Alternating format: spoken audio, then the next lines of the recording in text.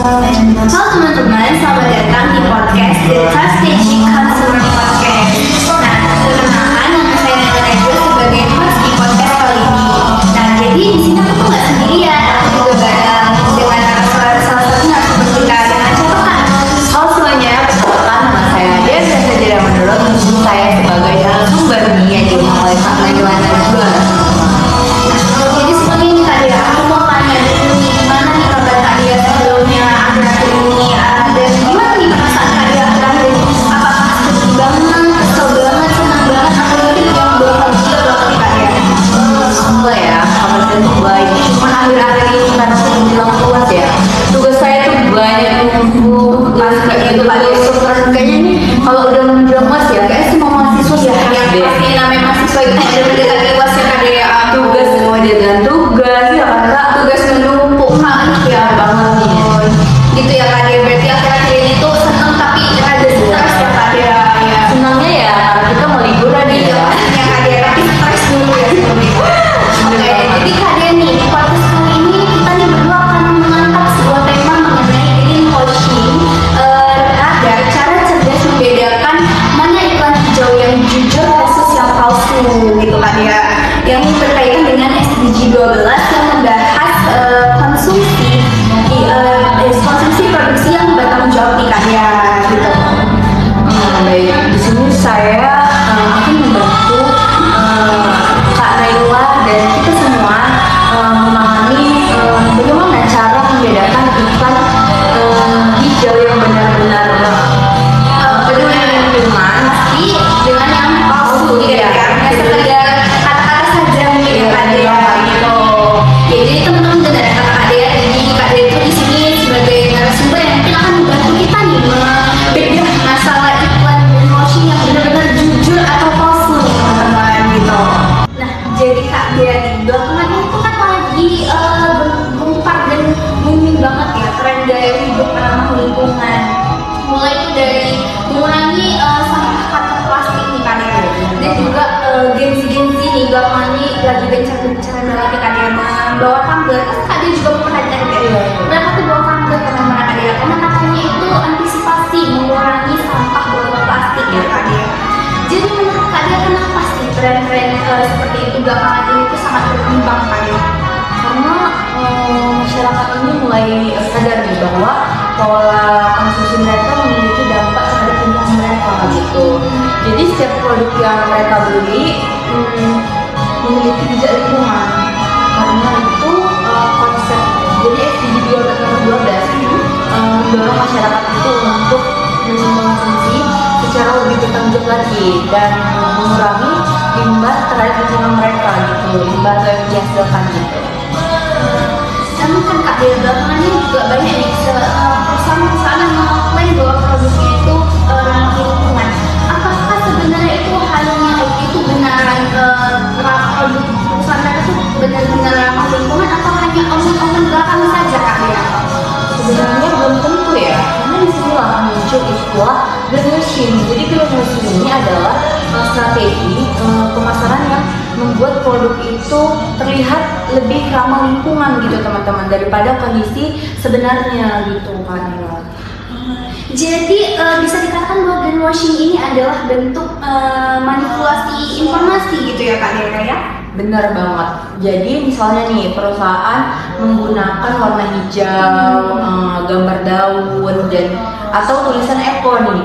Jadi tetapi tidak memberikan bukti nyatanya gitu mengenai manfaat lingkungan tersebut.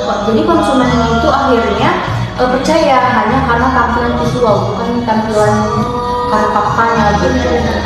Jadi dari yang Kak Dia jelas ini harusnya kita sebagai konsumen itu harus lebih kritis ya Kak Dia untuk memastikan apakah produk ini benar-benar produk yang ramah lingkungan atau hanya sekadar omongan belakang gitu ya Kak Dia. Iya, tepat sekali. Jadi tujuan podcast kita kali ini adalah membantu konsumen untuk membuat keputusan yang lebih cerdas dan dalam memilih informasi gitu. Benar sih Kak Dia. Kita juga memang sebagai dengan saya sendiri juga ya Kak Dia. Sebagai konsumen itu memang kita benar-benar harus kritis ya Kak Dia, bukan hanya percaya dengan sekadar kayak klaim nih bahwa produk ini ramah lingkungan. Kita tuh harusnya juga harus mencari misalnya lebih dalam gitu ya Kak Dia. hanya pengalaman belakang Iya, saja karena sekarang kan banyak ya seperti itu. Jadi menurut Kak Dia tren seperti gaya hidup ramah lingkungan ini apakah baik untuk kedepannya Kak Dia? Baik ya, Baik karena banget ya. apalagi anak zaman sekarang itu tadi ya yang Iya. Kakak bilang tadi bahwasanya anak sekarang itu Peduli sudah iya, membawa tumbler benar, bahkan mereka mengisi kopi itu ke tumbler mereka, Jadi mengurangi sampah Iya. dan limbah ya dan sampah-sampah plastik ya Kak Dia Iya, yang banget. sangat susah untuk didaur ulang lagi ya Kak Dia. Benar. Nah, waktu di kajian selanjutnya kita akan membahas mengenai the attitude and persuasion lab nih, yang dimana kita akan membahas gimana sih sikap konsumen terhadap program ramah lingkungan yang terdapat di UMKM lokal Medan nih Kak ya. Mungkin seperti salah satu contohnya tuh di beberapa kafe di Medan ini tuh mulai menerapkan yang namanya menu digital melalui barcode kode ya Kak ya, untuk mengurangi sampah seperti sampah kertas atau untuk lebih mempersimpel ya Kak ya, tidak menyulitkan para konsumen dari penggunaan seperti sedotan kopi itu sekarang sudah mulai dikurangi di beberapa kafe Medan dengan mengganti sedotan seperti sedotan kertas nih Kak ya gitu. Dan juga ada pengurangan sampah-sampah plastik nih Kak ya pastinya di beberapa kafe Medan, karena yang aku bilang tadi karena tren ramah lingkungan ini juga lagi berkembang banget kan Kak ya. Jadi menurut Kak Dia sendiri nih, gimana sih sikap konsumen terhadap program ramah lingkungan yang terbentuk di UMKM lokal Medan Kak ya? Jadi kalau di dalam teori dalam konsumen ya terhadap ABC model of attitude, yaitu ada 3 komponen nih Kak Nela dalam pembentukan sikap si konsumen. Nah, jadi yang pertama itu ada kognitif, efektif dan juga konatif. Nah, jadi ketiga komponen ini itu sangat terlihat pada kasus penggunaan MNU yang tadi Kakak bilang nih. Biasanya di Medan kan ada salah satu kafe yang menggunakan MNU dan pengurangan sampah plastik gitu.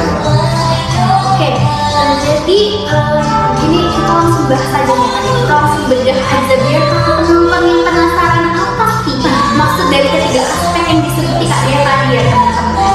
Jadi langsung aja nih Kak Dia, apa sih yang dimaksud dengan aspek kognitif tadi Kak Dia? Jadi aspek kognitif ini dia itu berkaitan dengan pengetahuan dan keyakinan si konsumen gitu.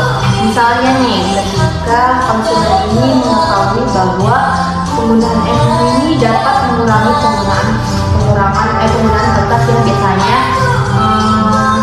harusnya dicetak ulang setiap pergantian harga atau perubahan menu, dan juga selain itu juga penggunaan sedotan stainless ya, tadi kan penggunaan Sedotan stainless ya, kertas yang aku bilang tadi kan tadi Kakak bilang sedotan kertas ya, atau ini juga membantu mengurangi sampah plastik nih yang sudah terurai gitu. Jadi ketika konsumen ini memahami manfaat dari pengurangan sampah plastik tadi, mereka mulai percaya bahwa UMKM atau kafe yang ada di Medan ini berusaha nih mendukung tren ramah lingkungan. benar Kak Dia. Jadi berarti pengetahuan itu bisa menjadi pembentukan sikap gitu ya Kak Dia?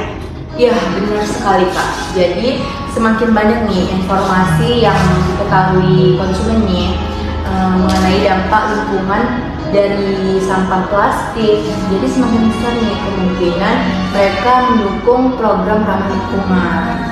Jadi itu ya teman-teman yang dimaksud dengan aspek kognitif yang tadi mungkin baru dijelaskan Kak Dia. Jadi teman-teman pastinya nggak penasaran lagi dan udah mengerti dong apa nih aspek kognitif tersebut. Nah selanjutnya nih Kak Dia, gimana sih dan apa yang dimaksud dengan aspek afektif itu Kak Dia? Jadi aspek efektif ini dia lebih berkaitan dari perasaan si konsumen itu gitu. Perasaan ya Kak Dia, dari emosi ya Kak Dia. Jadi ketika konsumen itu melihat nih dari sebuah kafe yang menggunakan MNU yang kafe di Medan tadi Iya, seperti yang aku bilang tadi ya Kak Dia. ya, dan mengurangi penggunaan plastik. Jadi mereka tuh merasa bangga nih si konsumen ini karena mereka tuh Melakukan hal positif mungkin ya Kak Dia. mengurangi tadi Karena membantu mengurangi limbah plastik yang sangat mengganggu gitu ya. Misalnya tuh saat pelanggan memesan makanan menggunakan QR yang tadi menu digital ya kan ya. Menu tanpa harus menerima brosur atau menu kertas gitu ya. Dan mungkin itu lebih simpel ya kan ya. Mereka itu bangga karena mereka sedang melakukan sesuatu yang positif dari lingkungan gitu. Dia sangat ini adalah hal yang sangat positif untuk dilakukan kan ya. Jadi perasaan positif inilah yang memperkuat setiap konsumen itu terhadap UMKM tadi gitu. Nah, jadi berarti faktor emosi ini juga sangat berpengaruh kan? Berarti faktor dari perasaan konsumen itu benar-benar berpengaruh ya. Emosi itu sangat berpengaruh bagi yang ada. Iya, sangat berpengaruh banget nih. Jadi kadang-kadang tuh ya konsumen memilih nih sesuatu tempat yang bukan hanya karena makanannya enak gitu, tetapi karena mereka tuh merasa nilai yang dimiliki si kafe tersebut atau UMKM tadi sesuai dengan nilai yang mereka percayai terhadap ramah lingkungan tadi. Dengan prinsip dan nilai-nilai yang ada pada diri mereka ya kan? Iya, benar. Itu jadi aspek afektif ini tuh lebih ke mengenai perasaan dan emosi konsumen ya kan ya terhadap suatu produk gitu ya kan ya. Oke, jadi itu ya teman-teman, aspek afektif itu berarti ternyata itu berasal dari emosi-emosi yang ada dalam diri kita ya Kak Dea gitu ya. Nah kemudian Kak Dea nih, apa sih yang dimaksud dengan aspek konaktif nih Kak Dea? Jadi kalau dia aspek konaktif ini dia lebih cenderung untuk bertindak gitu atau melakukan ya. Tindakan ya Kak Dea. Jadi setelah konsumen itu mengetahui nih manfaatnya dan memiliki perasaan positif terhadap program tersebut, mereka akan menunjukkan tindakan nyatanya. Kayak misalnya nih ya, contohnya memilih makanan di kafe tersebut yang tadi menggunakan menu. Jadi itu mereka merekomendasikan ke temannya. Jadi mereka tuh mengajak nih teman-temannya untuk melakukan hal positif yang saya rasa kayak wah aku seneng nih udah merasa melakukan hal positif tadi ya Kak Dea. Dan itu bagus banget saya Kak Dea karena mereka juga mengajak teman-temannya untuk melakukan hal positif tersebut juga. Jadi kan bahkan mereka contohnya tuh ya, kayak mereka ikut membawa tumbler ya tadi membawa tumbler sendiri ke kafe untuk mengisi kopi mereka gitu. Itu kan termasuk ramah lingkungan ya, dan hal positif banget sih Kak Dea gitu ya. Jadi bukan hanya anak muda saja yang bisa melakukan itu, orang tua juga nih, apalagi ya karena sekarang itu orang tua kita nih ya kan belanja nih ke supermarket atau swalayan gitu. Kadang ada juga yang tidak menyediakan plastik gitu. Benar Kak Dea. Pengalaman Kak Naila sendiri. Iya, aku sendiri juga udah mengalami Kak Dea. Mungkin aku mengalami itu waktu lagi belanja di sebuah supermarket atau minimarket atau di tempat-tempat belanja fashion seperti baju atau tempat pembelian skincare nih Kak Dea. Ada beberapa tempat yang nggak menyediakan kantong plastik lagi Kak Dea, karena mereka sudah mengklaim bahwa mereka ingin mengikuti yang namanya program terhadap ramah lingkungan nih Kak Dea. Dan itu aku bilang lagi yang berkali-kali Kak Dea, karena program itu benar-benar bagus banget ya untuk jangka panjang Kak Dea. Dan itu memang bagus untuk semua kalangan nih Kak Dea, cocok untuk diikuti semua kalangan gitu ya Kak Dea. Berarti tujuan akhir dari sikap adalah munculnya tindakan konsumen gitu ya Kak Dea. Iya benar, itu tadi kan dampaknya dengan membawa tumbler kan dia mengurangi sampah plastik gitu. Iya, benar. Seperti menu tadi. Iya, itu emang mengurangi sampah kertas, plastik gitu, sedotan. Lebih simpel ya kan Kak Dea. Benar banget. Gitu. Jadi hal ini tuh memang keren banget sih ya Kak Dea untuk dilakukan di semua kalangan ya Kak Dea. Itu teman-teman. Jadi program terhadap ramah lingkungan ini yang seperti Kak Dea bilang dan Kak Dea jelas dari berbagai aspeknya itu tuh sangat-sangat positif ya teman. Jadi hal-hal seperti mengurangi sampah plastik, membawa tumbler untuk mengurangi sampah plastik itu benar-benar efektif untuk program terhadap ramah lingkungan nih teman-teman. Bener kan Kak Dea? Bener banget teman-teman. Nah sekarang nih Kak Dea, aku bakalan bahas nih bersama Kak Dea mengenai teori persuasi, yaitu ELM atau Elaboration Likelihood Model nih Kak Dea. Jadi gimana sih UMKM dapat mempengaruhi sikap konsumennya terhadap teori ini, melalui teori ini nih Kak Dea? Baik, jadi adalah terdapat menurut LM ya, terdapat dua jalur persuasi. Yang pertama itu ada root central dan root peripheral gitu. Sentral dan root peripheral ya kan ya. Nah, gitu teman-teman. Ada dua rute ternyata. Jadi langsung menjadi kali apa sih rute sentral itu kali ya? Jadi teman-teman, root central ini terjadi ketika konsumen ini benar-benar memperhatikan informasi dengan bukti yang sudah diberikan atau bukti nyatanya gitu. Jadi contohnya yang tadi kita bilang bahwa ada di sebuah bangkai Medan, mereka menjelaskan bahwa mereka menggunakan MNU. Benar. Berhasil, jadi dengan menggunakan MNU ini mereka berhasil mengurangi ratusan lembar kertas yang setiap bulannya gitu. Setiap bulannya berapa tuh Pak Dek kira-kira? Saya bilang tadi ratusan. Ratusan teman-teman. Dan jadi ratusan ya teman-teman. Hanya dari sebuah MNU digital ya Kak ya bisa mengurangi ratusan sampah kertas nih Kak, Setiap ya. bulannya. Setiap bulannya teman-teman. Jadi mereka juga menjelaskan nih bahwa penggunaan sedotan yang tadi digunakan yang dari awal menggunakan plastik berpindah menjadi kertas.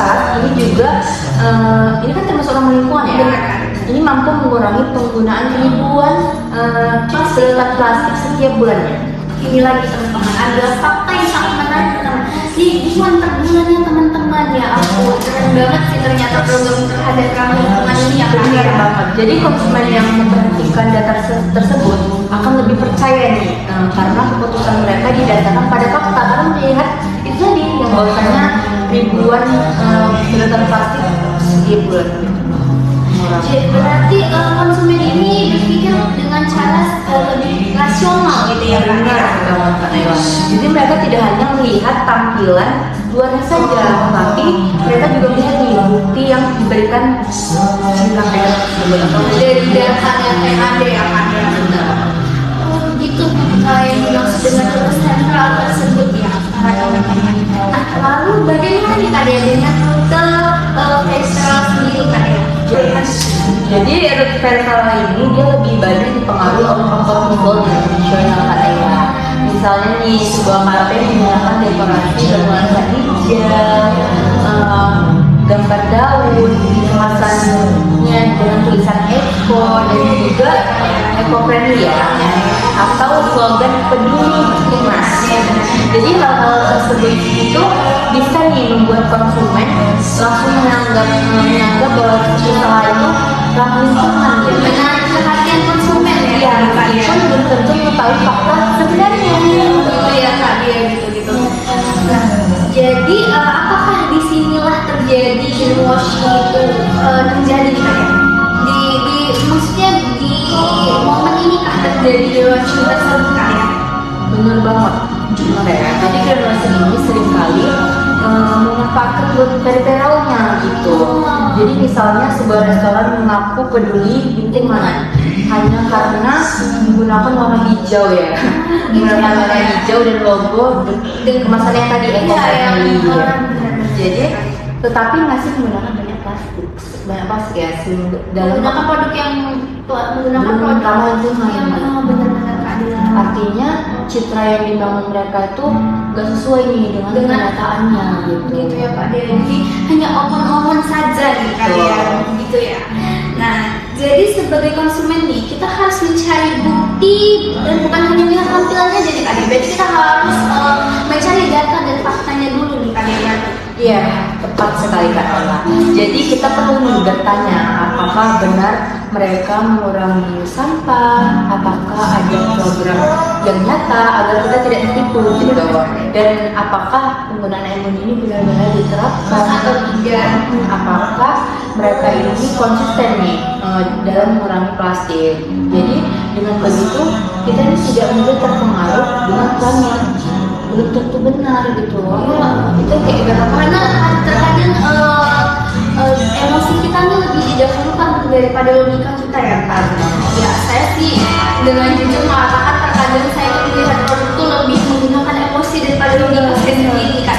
Jadi terkadang mungkin saya sering ketipu ya Kak Dia. Seperti yang Kak Dia bilang banyak nih sekarang kayak mereka mengklaim bahwa produk mereka lingkungan, tapi nyatanya tidak benar seperti yang mereka katakan ya Kak Dia. Nah, oke teman-teman, selanjutnya ini aku sama Kak Dia bakalan memasuki mengenai pembahasan selanjutnya itu mengenai disonansi kognitif ya Kak Dia. Pasti teman-teman penasaran nih sama kayak aku, apa sih yang dimaksud dengan disonansi kognitif nih? Tapi nggak perlu takut teman-teman dan nggak perlu penasaran karena sebentar lagi Kak Dia dan aku akan bahas apa sih disonansi kognitif ini. Nah, jadi Kak Dia, aku punya pertanyaan untuk Kak Dia nih. Misalnya nih ada sebuah kafe yang mengklaim bahwa mereka adalah kafe yang ramah lingkungan Kak Dia, karena menggunakan ember digital untuk mengurangi sampah kertas dan penggunaan dan kampanye anti plastik nih Kak Dia. Nah, tapi belakangan banyak konsumen yang mengetahui bahwa kafe tersebut tuh tidak menjalankan hal tersebut dengan nyata Kak Dia, karena di kafe tersebut berarti banyak menggunakan produk yang kurang ramah lingkungan seperti plastik nih Kak Dia. Jadi jika hal itu terjadi bagaimana nih Kak Dia? Jadi kasus yang Kak Nila tadi itu bisa disebut sebagai disonansi kognitif. Nah, jadi konsumen itu mengalami konflik antara apa yang mereka percaya dengan kenyataan yang mereka ketahui gitu, atau mereka temukan. Jadi awalnya itu mereka percaya bahwa kafe tersebut menggunakan ramah lingkungan gitu. Namun ketika mereka mencari fakta yang berbeda, muncul rasa kecewa mereka dan keraguan mereka gitu kan. Jadi karena hal itu tuh berarti konsumen akan merasa dibohongi gitu ya Kak Dia. Banget. Jadi bahkan beberapa konsumen itu bisa kehilangan kepercayaan dan berhenti mengunjungi kafe yang dianggap mereka dia karena mereka merasa ditipu gitu. Iya benar Kak Dia. Jadi mereka juga mungkin ya membagi pengalaman mereka kepada negatif tersebut kepada teman-teman atau media sosial gitu kan. Lagi agak sakit ya teman-teman ya. Nah, jadi kejujuran di dalam pemasaran itu sangat menjadi hal yang sangat penting ya Kak Dia. Sangat penting banget Pak Nayla. Jadi sebuah tugas ya, sebuah UMKM itu mengatakan kami sedang berusaha, kami sedang berusaha mengurangi penggunaan plastik gitu Kak Nayla. Daripada mungkin 100% ramah lingkungan gitu tanpa bukti yang jelas. Jadi kan konsumen itu merasa ditipu kalau kita tidak ramah lingkungan gitu. Karena konsumen saat ini kan semakin kritis ya dalam mencari informasi seperti kita ini lah. Kita sendiri juga begitu sekarang. Nah, berarti menarik sekali ya Kak Dia. Jadi di segmen ini tuh kita belajar bahwa sikap konsumen itu lebih terbentuk melalui aspek kognitif ya, afektif dan kognitif gitu Kak Dia. Jadi sikap tersebut itu dipengaruhi oleh persuasi melalui rute sentral dan maupun peripheral ya Kak Dia. Nah, jadi jika klaim lingkungan tidak sesuai kepercayaan maka akan muncullah sebuah disonansi kognitif Kak Dia yang dapat merusak kepercayaan konsumen ya Kak Dia, seperti yang kasus tadi nih Kak Dia. Itu ya Kak Dia. Benar sekali Kak Nayla. Jadi oleh karena itu ya teman-teman Kak Nayla, baik itu konsumen maupun pelaku UMKM lokal yang ada di Medan maupun di mana gitu. Iya, dimanapun Jadi yang ada. harus sama-sama nih kita mendukung praktik pemasaran yang jujur, bertanggung transparan ya Kak Dia. Iya, bertanggung jawab agar tujuan dari SDG 12 ini dapat tercapai gitu. Jadi tidak hanya materi gitu kan. Gitu ya, untuk teman-teman dari penonton mungkin punya usaha gitu ya. Dan teman-teman bahwa usaha kalian itu mengikuti program atau peduli terhadap ramah lingkungan, harusnya kalian itu benar-benar melakukannya dan tidak membohongi konsumen agar tidak terjadinya disonansi kognitif tersebut Ya, ya. agar kita dikasih konsumen tidak kecewa. Karena kalau tadi dibilang bahwasanya 100% menggunakan ramah lingkungan ya, padahal aslinya mereka masih menggunakan plastik. Iya benar. Plastik. Hal itu bisa mendapatkan kekecewaan dari konsumen. Kita sendiri loh ya kan sebagai Bisa dari konsumen ya Kak Dia. Jadi di dalam pemasaran itu teman-teman harus seperti yang Kak Dia bilang tadi, adil, maka ya lagi perusahaan soal dan harus jujur. Yang penting tuh jujur banget ya Kak Dia. Nah, selanjutnya nih Kak Dea, tadi kan kita baru aja nih membahas disonansi kognitif nih Kak Dea. Nah, selanjutnya nih aku ingin bahas sama Kak Dea mengenai pembahasan etika pemasaran nih Kak Dea. Apa sih perbedaan antara unfair dan deceptive advertising nih Kak Dea? Jadi Kanela kali ini adalah klaim promosi yang berlebihan, tetapi dia masih dianggap wajar karena sifatnya ini opini ya. Misalnya nih UMKM yang ada di Medan mengatakan tempat nongkrong paling nyaman di Medan gitu.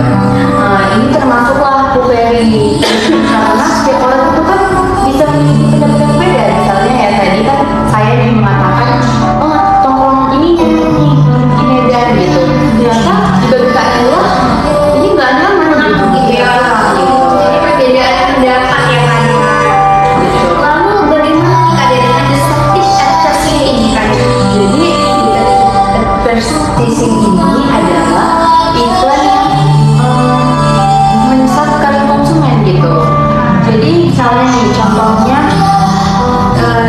misalnya salah satu UMKM lokal mengatakan ya 100% bebas sampah plastik dan sebagainya itu ramah lingkungan. Padahal mereka masih menggunakan kemasan plastik tertentu loh profesional mereka gitu kan. Ibaratkan yang tadi membohongi konsumen gitu. Gitu ya Kak Dea.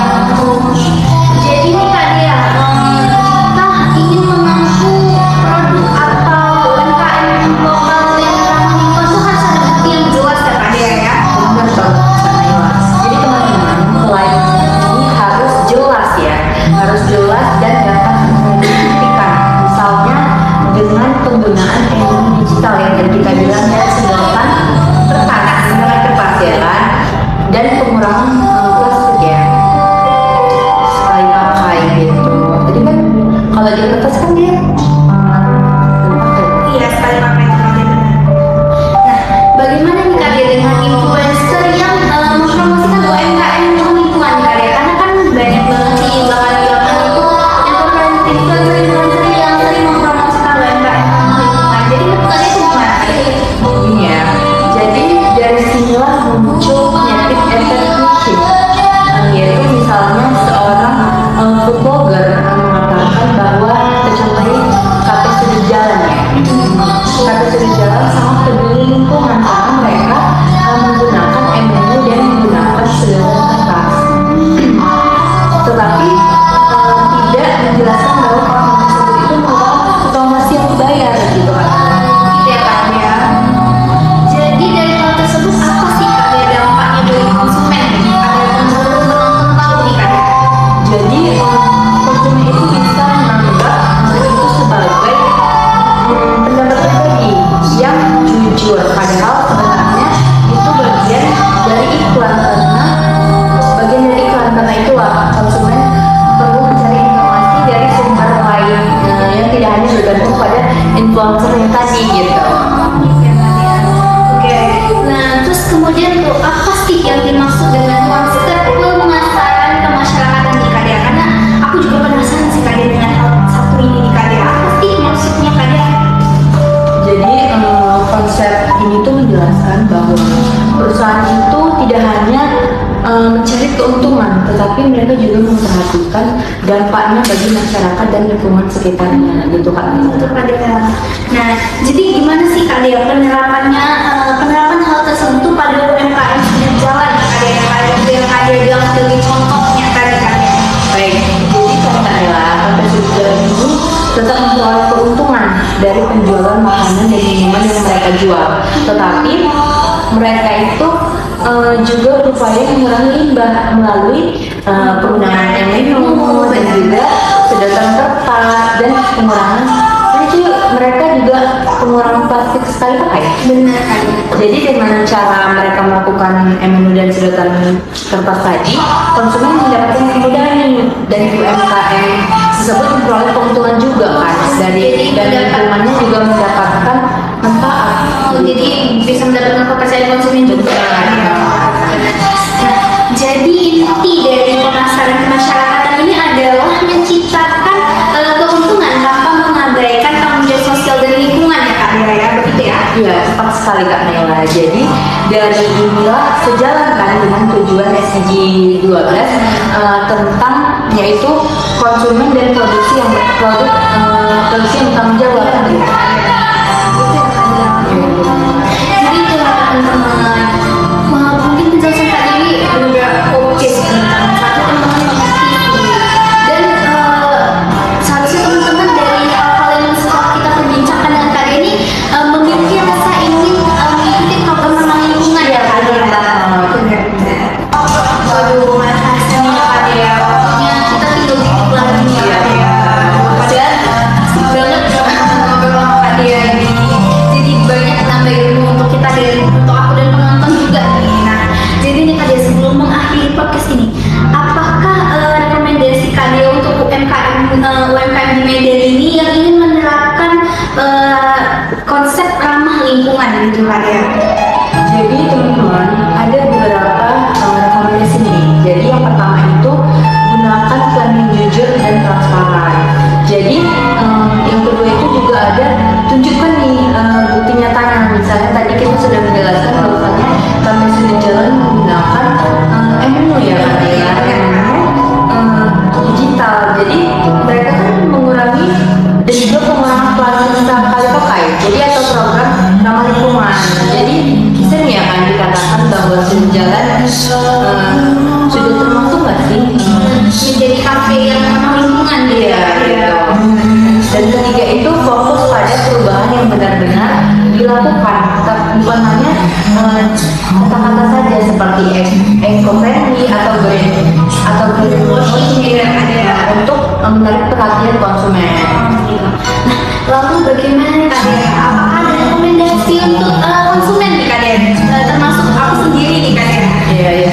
Jadi konsumen itu harus lebih kritis lagi sih terhadap setiap klaim lingkungan yang mereka temui gitu. Jangan mereka tuh langsung percaya hanya karena melihat warna hijau ya. Dan juga gambar daun apa tulisan ramah lingkungan gitu kan.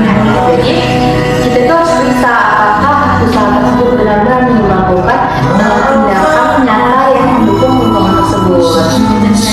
Benar-benar dikatakan tadi itu sangat benar.